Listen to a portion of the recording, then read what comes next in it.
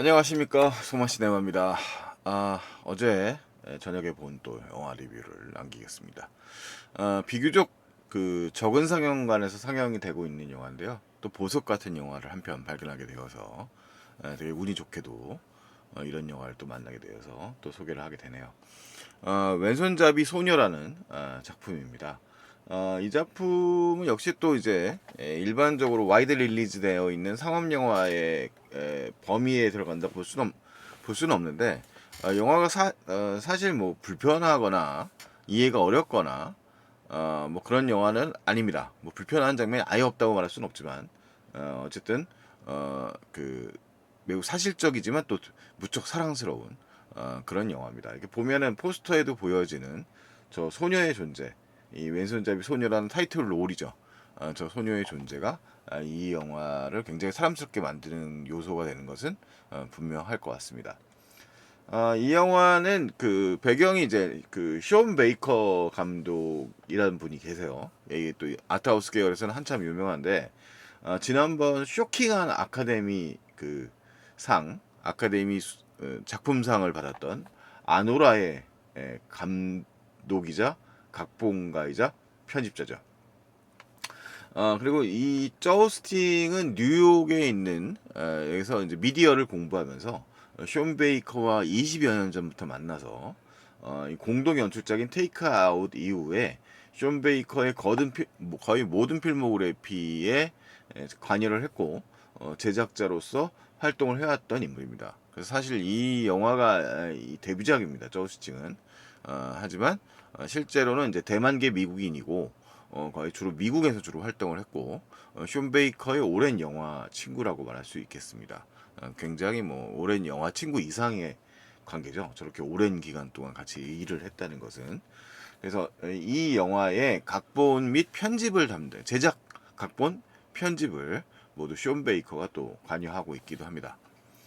그래서 아트하우스 계열에 관심 있는 관객들이라면 또 이 영화를 또 주목해 볼 수 있는 부분이다라고 할 수 있겠습니다. 당연히 숀 베이커 스타일의 그런 또 영화적 스타일도 곳곳에 많이 보여지는 것입니다. 물론 연출자는 저우스팅이라고 하는 이 대만계 미국인 감독이기 때문에 좀 더 동양적 색채, 좀 가정적 색채가 좀 더 두드러지는 면은 있습니다. 좀숀 베이커 영화가 좀 거리에서 길어 올려진 영화들이라고 한다면, 이 영화도 똑같이 왼손잡이 소녀도 거리에서 기울여지고 있습니다만, 좀 더 가정의 내면을 좀 더 내밀하게 들여다보는 그런 영화라고 말할 수 있겠어요. 이 영화에 대한 평은 뭐 일단 호평 일색입니다. 일단 박병식 감독의 흙탕물을 헤치며 불밝힌 인생 야시장, 그다음에 뭐 귀여운 게 다가 아니었어, 이용철 평론가. 그다음 시궁창을 댄스홀로 만드는 업자 숀 베이커의 친구들, 이런 단평들에서 볼 수 있는 것처럼, 20자평에서 볼 수 있는 것처럼 상당히 어, 그 편안하게 볼 수 있는 인상적인 영화라고 할 수 있습니다. 스타일은 되게 리얼리즘적 스타일이에요. 그리고 이 영화에는 되게 중요한 요소가 하나 있는데, 어, 이 영화의 촬영이 또 특이하게 이루어졌습니다. 일단 이 영화는 이 세 인물이 축을 이룹니다. 영화에 이제 어머니로 등장하는 슈펜, 자넬 차이라는 인물이 연기를 했어요. 최숙진이라는 배우인데, 과거에 이제 기사를 뒤져봤더니 비가 한참 인기 있었을 때, 이게 되게 오래된 얘기입니다. 안고 싶다 뭐 이런 말을 해서 국내에 되게 조그맣게 보도가 됐던 적이 있었던 그런 슈퍼모델 출신이더라고요.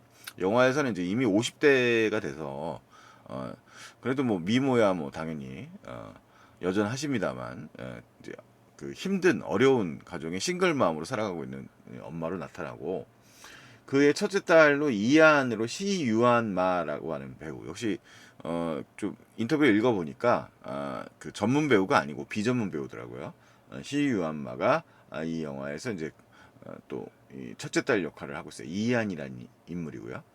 그 다음에 이 5살짜리 이징이라고 하는 인물이 이제 아이가 리나 이에라는 배우입니다. 이 친구는 그래도 경력이 있는 시유 엄마에 비하면 연기 경력이 있는 그런 친구라고 하더라고요. 이 영화는 이렇게 좀 뭔가 색감이라든가 뭔가 조금 다른 면이 느껴지실지 모르겠어요. 그러니까 일단 그 전에 뭐 저도 대만 영화를 꽤 많이 본 편인데, 대만 영화들과는 좀 다른 질감을 나타냅니다. 뭐 그것도 그럴 것이 이 영화는 모두 아이폰으로 촬영된 영화입니다. 쇼 베이컨은 이미 그 거리의 그 매춘부들을 소재로 하고 있는 텐저리라는 영화를 아이폰 5로 다 찍은 바가 있었습니다. 뭐 그때 당시에는 되게 어, 그 프로덕션, 그러니까 투자를 못 받아가지고 어쩔 수 없는 선택이었다고 합니다. 근데 그 찍고 나서 보니까 오히려 그 결과물이 기대 이상으로 나가게 되었고, 그다음에 이 왼손잡이 소녀의 경우도 아이폰으로 모든 장면을 촬영한 걸로 알려져 있습니다. 물론 아이폰 촬영이라고 했던 것도 박찬욱 감독도 옛날에 이제 아이폰으로 촬영을 했습니다만, 뭐 조명이라든가 이런 것들은 다 풀 세팅을 했다고 그러잖아요. 근데 뭐 왼손잡이 소녀는 이제 기기도 많이 좋아져가지고 이제 좀 그 옛날 정도의 풀 프로덕션은 아니겠지만 당연히 영화 찍는 이제 그런 원하는 그 연출 스타일이 있기 때문에 비교적 있는 그 뭐 어느 정도 프로덕션을 구성한 다음에 찍었겠죠. 뭐 근데 자세한 거는 뭐 그 정보까지는 제가 아직은 없습니다. 자, 어쨌든 간에 이 영화가 이 그렇기 때문에 가능한 여러 가지 그 흥미로운 장면이 있습니다. 그러니까 이것도 아마 이제 이것들이 여러분들이 동영상을 찍다 보면 이렇게 이 가까운 아이의 얼굴에 그 홍안을 띄고 있는 그 아이의 얼굴에 이렇게 가까이 대고 찍는다는 게 사실은 이제 일반 대형 카메라, 뭐 우리가 영화 촬영용 카메라 같은 것들로는 사실 쉽지 않다라는 것을 우리가 알 수 있을 것 같습니다. 뭐 일단은 뭐 할 수는 있겠지만 상당히 많은 세팅이 필요하겠죠. 근데 이 영화에서는 뭐 그렇게 제작비가 아주 많이 들어간 영화는 아니기 때문에 이렇게 아마 아이폰으로 촬영한 것이 굉장히 용이한 시점이었을 것 같고요. 영화의 일단 요 장면들 보시면 일단 이 세 모녀가 타이페이로 오는 걸로 시작을 합니다. 이 엄마는 운전을 하고 있고, 이 큰 딸과 작은 딸은 이렇게 아는 채 타이페이 시내를 구경하고 오고 있고요. 5살밖에 안 된 이 아이는 이 마법의 세상 온 것 같다는 이 말을 하면서 타이페이로 진입을 하게 되죠. 이들이 타이페이로 돌아오게 된 것은 뭐 경제적 이유들이라든가 여러 가지 이유들 때문일 것 같은데요. 원래 살던 데가 타이페이이기도 했었고요. 어쨌든 이 가족에게 비밀이 없는 것은 아니고 이 가족은 되게 지극히 평범한 가족입니다. 지극한 평범한 가족이라는 얘기는 이렇게 서로에게 우호적이지만은 않은, 그러니까 생활의 삶의 퍽퍽함을 느끼고 있는 거고, 그 모럴도 아마 이제 쇼 베이커는 미국인이고 이 연출자인 저우싱은 이제 이 자신이 그 어렸을 때의 기억, 이 영화의 제목이 왼손잡이 소녀잖아요. 그 이 왼손은 악마의 손이다라는 얘기 같은 걸 들었던 얘기에서 모티브가 어느 정도 잡혀 있었던 것 같아요. 그리고 저우싱은 이제 매년 이제 타이페이로 가가지고 제 고향이 타이페이고 타이페이로 가서 맨날 여러 가지 야시장을 다니면서 재미있는 여러 가지 이야기들을 이제 수집해서 왔다고 합니다. 그걸 가지고 이제 구성을 해서 만든 영화가 되겠습니다. 그래서 일단 이 아이는 이제 유치원으로 가요. 5살이고 이 유치원에서도 가장 어린 아이라고 소개를 받습니다. 그래서 이제 뭐 인사를 하고 있는 장면이고요. 이제 대만은 요 대만 스타일의 그 바이크죠. 바이크를 타고서 아이를 이제 데려다 주고 등하원을 시키는 장면들이 이제 영화에서 보여집니다. 그 역할을 이제 주로 이제 큰 딸이 담당하고 있어요. 일단은 이렇게 하고 있죠. 예. 자, 이렇게 보고 있고, 그 다음에 이 아이폰이 포착한 이 대만의 색감은 그 마치 제가 느끼기에는 뭐 되게 오래된 얘기입니다만 블랙 레인을 찍었을 때 리들리 스캇이 그 도쿄를 찍었을 때 보여주는 되게 번쩍번쩍한 그 세계를 보고 일본의 감독들이 우리는 도대체 뭘 찍은 거냐라는 탄식을 했다라는 인터뷰를 읽은 적이 있는데 아마도 대만의 감독들도 비슷한 이야기를 하지 않을까라는 생각이 듭니다. 그러니까 되게 화사한, 뭐 되게 화사하면서도 생동감이 있는 그런 묘사들이 두드러져요. 이게 이 아이의 시선으로 이 영화가 포착되는 경우가 상당히 많거든요. 뭐 옛날에 다다미샷 이런 것처럼 오즈야스지로의 그런 개념처럼 이 아이의 눈높이에 맞춰져 있는 영화 장면들이 상당히 많이 포착되어 있고 이 좁은 골목을 뒤에서 쫓아간다든가 이제 트래킹샷 같은 것들로 가능했었을 것인데 이제 그것을 갖다가 이제 요즘에는 기술을 발달됐으니까요. 짐벌 같은 걸 이용해서 아마 포착을 했겠죠. 그렇게 찍는다든가 이런 거죠.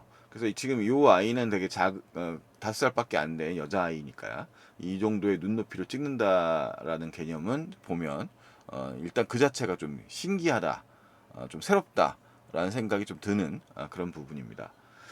어쨌든 이 아이가 이 야시장에 왔다 갔다 하게 된 계기는 엄마가 이 야시장에 식당을 열고 이제 생활을 꾸려나가야 되는 처지이기 때문입니다. 이 지금 영화 속에서는 이제 대사 등을 통해서 이제 이 아이 엄마와 그 다음에 이제 이 엄마의 가족들과의 관계, 그다음에 할머니 할아버지죠, 외할머니 외할아버지, 그리고 이제 이 지금 이 집안은 어쨌든 간에 아까 세 명의 주인공들만 소개를 했던 것처럼 이 세 명의 여성들로 구성되어 있는 세계예요. 그래서 뭐 평범한 좀 그 힘겨운 삶을 살고 있지만 또 그 하나 한 명의 사람으로 평범한 사람으로 살아가다 보면 겪을 수 있는 여러 가지 고난을 이제 일단 겪었던 걸로 추정이 됩니다. 그러니까 희노애락이 이제 다 있는데 그 고생스러움 같은 것들이 보이죠. 물론 이 아이는 이 둘째 딸의 경우에는 그것을 이제 자신의 시선으로 바라보게 되는 거죠. 그러니까 이 아이의 시선으로 바라보기 때문에 이 아마 숀 베이커가 편집을 맡으면서도 이 왼손잡이 소녀라고 하는 거, 뭐 그 우리나라의 경우에서도 과거에 이제 왼손을 쓰면 못 먹게 하고 오른손으로 밥을 먹게 한다거나 뭐 이런 얘기들은 스포츠계에 많습니다. 그래서 왼손을 쓰는 걸 터부시했던 일종의 미신 같은 개념이 한국에도 있었는데 이쪽도 대만에서도 이제 그런 얘기들이 많이 있었던 것 같아요. 그래서 영화에서도 현실적으로 아직 대만의 경우에도 여성들의 경우에는 이 소녀가 왼손을 쓰는 것에 대해서 뭐라고 하는 경우가 없어요. 하지만 할아버지만 이 가부장적인 할아버지만 그런 경우를 되게 강조하는 거죠. 그리고 그 가부장제라고 하는 그 제도는 이 영화에 되게 많이 스며들어 있습니다. 영화 여러 가지 에피소드 자체도 그런 편이고요. 여기서 그 큰 딸과 작은 딸은 이제 배다른 아버지라는 설정으로 이제 나옵니다. 물론 그 아버지였던 존재는 한 명만 등장을 하게 됩니다만, 그 아버지는 거의 아마도 이 가정이 경제적으로 파탄나는데, 영화에서도 여러 번 언급되는 것처럼 공장이 망해서 사업이 망하고 굉장히 경제적 곤란함을 겪으면서 이 엄마도 이 타이페이로 와서 야시장에서 가게를 열어야 되는, 그러니까 뭐 당연하게도 이 영화에서도 이 시선이란 게 존재를 해요. 그러니까 이런 야시장은 서민층 시장이죠.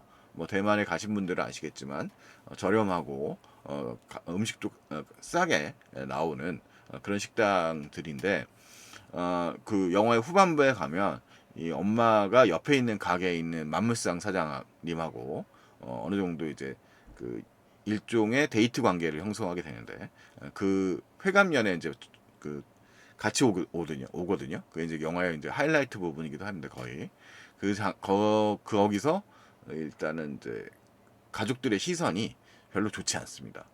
그 약간 좀 업신여기는 그런 느낌이 확연하게 보여지는 장면들이 있습니다. 그래서 역시 이 가부장제란 게 결국 질서, 서열 이런 걸 강조하는 사회가 아직도 대만의 그런 요소들이 남아 있는 거겠죠. 한국에서도 뭐 여전히 뭐 대만 그 순서, 서열, 뭐 학벌 이런 것들, 뭐 직업 차별 이런 것들이 존재하는 것처럼 대만도 그런 것이 존재하는 것 같습니다. 이런 장면들이 되게 탁월한 장면이죠. 엘리베이터의 이제 앞부분 장면인데, 대만에 이사를 와서 좁은 집에 이제 살게 되어 있는데, 어쨌든 대만의 타이페이에 살고 있는 외할아버지, 외할머니에게 가서 인사를 해야 되는 하러 들어가는 장면이거든요.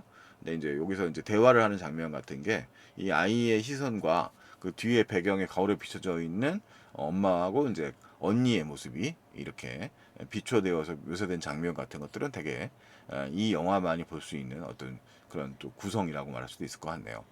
자, 어쨌든 간에 이 장면 여기서 가면서 이제 그 엄마를 만나게 되고, 여기서 이제 소녀는 왼손으로 밥을 먹는다라는 지적을 받죠. 전체적으로 외할아버지 외할머니는 보수적 가치관을 가지고 있고 가부장제에 좀 더 경도되어 있는 세대로 등장을 합니다. 그래서 큰딸에게도 왜 이렇게 짧은 옷을 입느냐라는 얘기를 했고 엄마도 역시도 말을 여러 번 했지만 말을 듣지 않는다 뭐 이런 식으로 대응을 하면서 엄마 역시도 이제 기성세대의 가치관을 가지고 있는 존재기도 실제로 이 영화에서도 큰딸은 중졸이라고 하면서도 이렇게 말을 안 듣는다는 말을 이제 이 대화사에 나오면서 고등학교를 졸업하지 못한 걸로 등장을 합니다. 그와 관련된 장면은 이제 파티 장면이 하나 또 있는데 영화에서는 구구절절하게 그 사연을 길게 설명하지 않지만 아마 복합적이었겠죠. 아버지의 사업이 무너지고 딸은 상당히 공부를 고등학교 때까지만 해도 잘하던 친구였었는데 그런 과정에서 이제 뭔가 엉뚱한 길로 이제 불량 어떻게 보면 이제 그 기성세대 가치관으로 말하는 불량한 길로 빠져나가고 있고 영화 속에서 이 큰딸이 하는 일, 엄마보다 돈을 더 많이 번다는 일 자체도 사실은 뭔가 합법적으로 보이지 않는 일을 하고 있는 걸로 보여요. 그래서 뭐 자세하게는 모르겠는데 환각제를 파는 건지 그게 뭔지 모르겠네요. 정확하게는 영화에서 담배 가게를 하고 있는 것 같지만 되게 이제 그 뭔가 섹시함을 강조한 그런 옷을 입고 이제 영업을 하는 걸 보면 뭔가 합법적이지 않은 것들을 뭐 팔고 있는 걸로 보입니다. 아이고, 죄송합니다.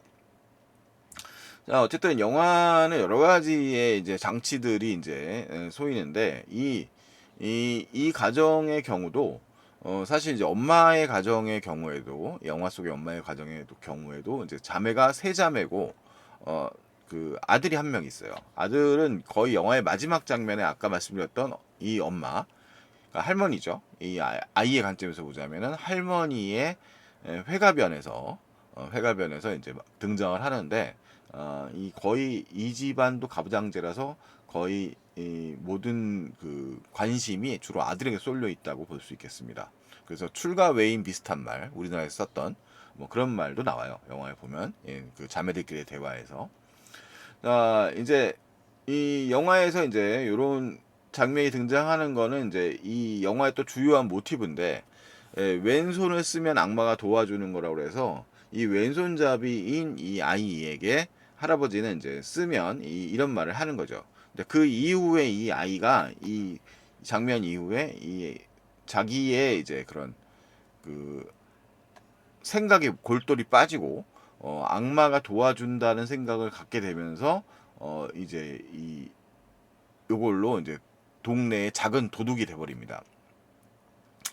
자, 그래서 이제 그 나쁜 일을 할 때 쓰는 것은 자기의 책임이 아니라 왼손의 잘못이라고 하는 그런 생각 같은 것들을 좀 하죠. 되게 아이다운 생각인데 영화에서는 또 중요한 여러 가지 요소로 쓰이고 그것이 또 악마가 도와주지 않는다라는 것은 영화의 또 후반부에 또 아이러니한 장면에서 또 사용되기도 합니다. 자, 어쨌든 이 영화는 이렇게 그 촬영이 되고 이렇게 구성이 되어 있는데 영화는 뭐 이 아이로 관점, 이 귀여운 아이의 모습으로만 철저하게 구성되어 있는 건 아니고요.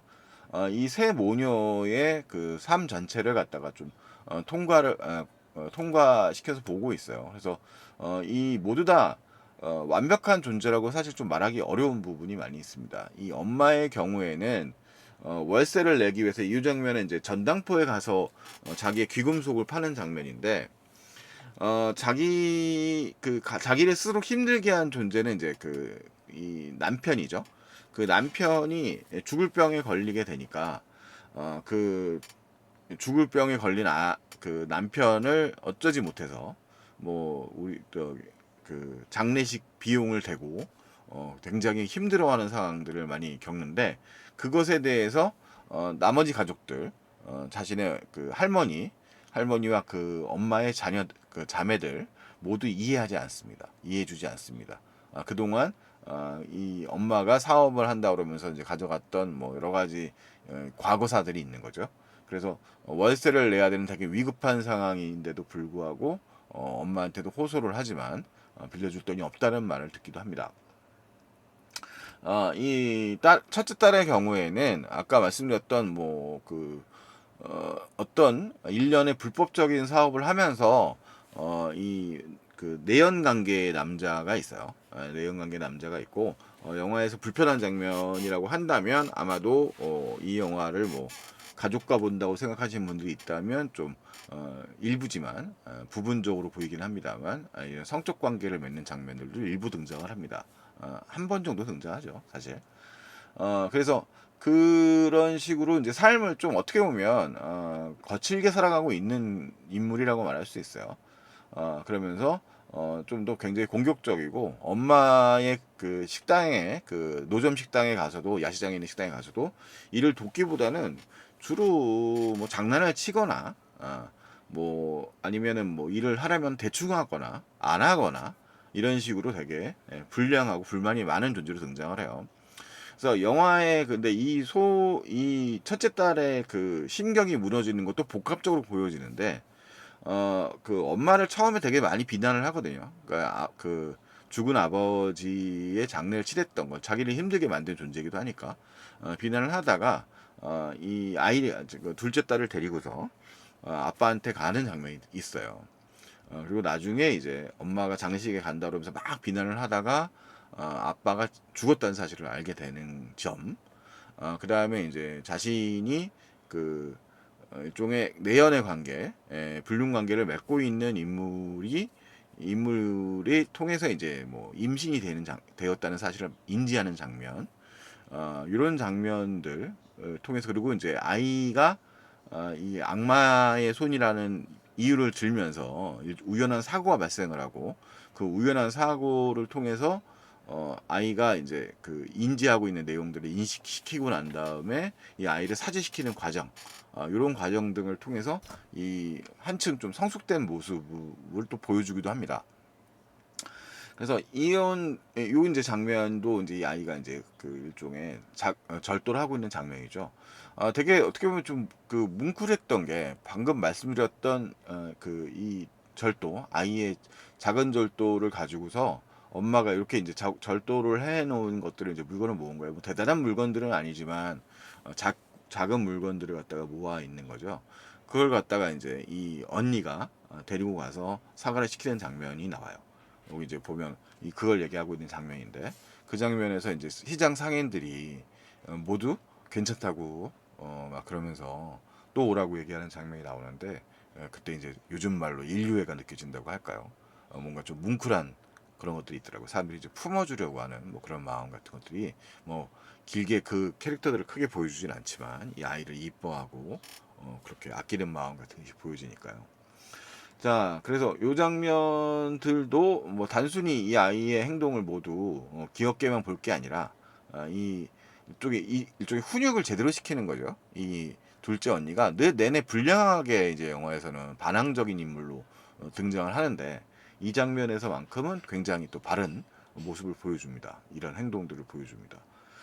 그리고 이제 아이를 달래거나 할 때, 물론 이제 신경질적으로 나올 때도 있어요. 그러니까 이들은 사람이 산다는 것에 대한 그 시선들이 좀 제대로 담겼다고 볼 수 있는 게, 자기의 삶이 힘들고 벅차면 아이한테도 약간은 좀 폭력적인 말 같은 것들을 하는 거죠. 너 그만해, 뭐 이런 식으로 짜증을 낸다든가 그런 행동들을 하는 거죠.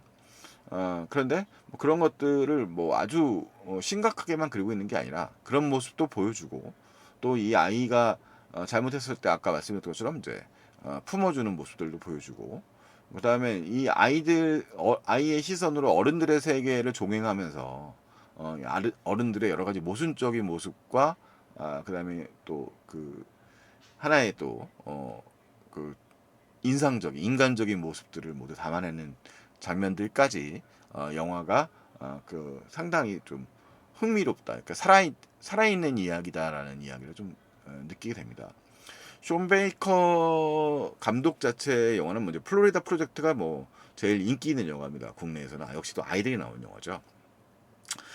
근데 조금 더쇼 베이커 영화가 좀 더 냉정하게 하면서도 인류애를 품고 있는, 그러니까 인간애를 품고 있는 영화라면 이 영화는 이제 좀 더 동양적 모로를 바탕으로 하고 있는 영화이기 때문에 이 여성들이 느끼는 이 가부장제의 이제 모순점을 이제 이 영화의 제목이 나타내는 왼손잡이 소녀라고 하는 거. 그러니까 여성이기 때문에 오히려 이제 제한되거나 차별받는 그런 측면들을 가정이라고 하는 배경을 통해서 이제 많이 보여줘요. 그래서 뭐 외할머니의 경우에도 돈이 있는 게 이제 일종의 불법을 저지르는 행동들을 보여주는데 뭐 불법이라든가 이제 그런 모럴 자체, 합법이나 불법이나 이 문제로 보는 게 아니라 그 속을 살아가고 있는 약간 경계선에 있는 인물들이 좀 있습니다만 그들의 모습을 모두 인간적으로 담아내려고 애썼다라고 하는 측면. 그리고 이제 한계가 있는 인물, 한계가 있는 인물대로. 그리고 그럼에도 불구하고 이 세모녀에게는 진짜 애정어린 그 모습을 보여주는 그런 모습을 담고 있는 영화라서 상당히 사랑스러웠던 영화였다는 생각이 듭니다. 영화는 제가 말씀은 드리지 않았는데 영화의 거의 끄트머리에 아까 하이라이트 부분엔 또 뭔가를 숨겨놓고 있어요. 이게 플롯 쪽으로. 그래서 그것들이 이제 설현되는 방식들도 상당히 흥미롭고 뭐 그럼에도 불구하고 삶은 계속되니까요. 그 삶이 계속되는 장면도 흥미로웠습니다. 그러니까 은근히 묘사를 되게 세밀하게 잘해요. 그러니까 영화에 보면은 아까 이제 엄마가 남자친구가 시장에서 일하고 있는 사람이죠. 그 사람이랑 어떻게 이제 뭐 그 술을 먹다가 어, 뭐 친해지게 되고 그러면서 이제 나중에는 그 자신의 엄마의 회갑에도 데려가게 되는 거죠. 회가변에도 그때는 아들이 있는데 그 아들은 가만히 앉아 있습니다. 그러니까 이게 아마 좀 더 노골적인 것이었나 봐요. 이 대만 사회가 남녀에 대한 그런 가부장제적인 측면을 좀 더 노골적으로 보여주고 있습니다. 그러니까 앉아서 인사를 받거나 뭔가 이제 뭔가 싸움이 벌어지고 있으면 마치 어르신인 것처럼 비아냥거리거나 이렇게 되어 있거든요. 근데 정작 영화의 대사에도 나오지만 그 영화의 회가변을 개최하는 것은 이 주인공의 엄마도 경제로 굉장히 곤란해서 빼달라고 하는 장면이 나오는데 날 좀 빼주면 안 될까? 그런데 그러면 이제 그 아들도 당연히 빠져 있는 것처럼 이제 묘사가 된단 말이에요. 근데 아들은 누릴 건 다 누리고 갑장제에서 누릴 건 다 누리고 그 다음에 그 빠질 땐 빠지고 자기 편한 대로 이제 행동하는 모습들이 보여지죠. 그래서 어쨌든 그 속을 살아가고 있는 어쨌든 뭐 변화된 사회긴 하지만 그 속에서 여성들이 일종의 새 모녀가 살아가는 모습들을 담아내고 있는 영화라는 측면에서 보면 상당히 또 생생한 부분이 많은 그런 영화라는 생각이 드는 그런 작품이었습니다. 매우 재밌었고요, 저는. 그리고 아까 말씀드린 것처럼 영화의 후반부에는 이제 이 아이의 귀여움으로 상당히 즐거운 영화지만 또 스토리적으로 후반부에 숨겨놓은 무언가가 있다는 점 기억해 주시길 바라고 나중에 또 한번 챙겨 보시면 좋을 것 같습니다. 다른 검색을 하다 보니까 그 넷플릭스 링크가 나오던데 이게 국내에서도 넷플릭스로 나중에 공개가 될런지 모르겠습니다. 일단은 극장 개봉이 먼저 됐고요. 주로 메가막스 계열로 일단 상영 회차는 많지 않지만 메가박스 계열로 상영이 되고 일부 CGV에서도 상영이 되는 것 같습니다. 어쨌든 여러분들에게 또 스트레스 안 받으면서 보실 수 있을 만한 사랑스러운 영화이자 또 생각해볼 만한 구석이 많은 또 그리고 아이폰 촬영이라는 또 독특한 미학적 어, 결과물을 보여주고 있는 왼손잡이 소녀라는 영화에 대한 이야기였습니다. 이 영화의 시작은 사실 이거였네요. 아이가 바라보는 만화경의 세계로 영화의 앞과 끝을 닫죠. 이것도 인상적이었습니다. 자, 이상 소마 시네마였습니다. 다음에 또 다른 영화를 이야기하러 오겠습니다. 안녕히 계십시오.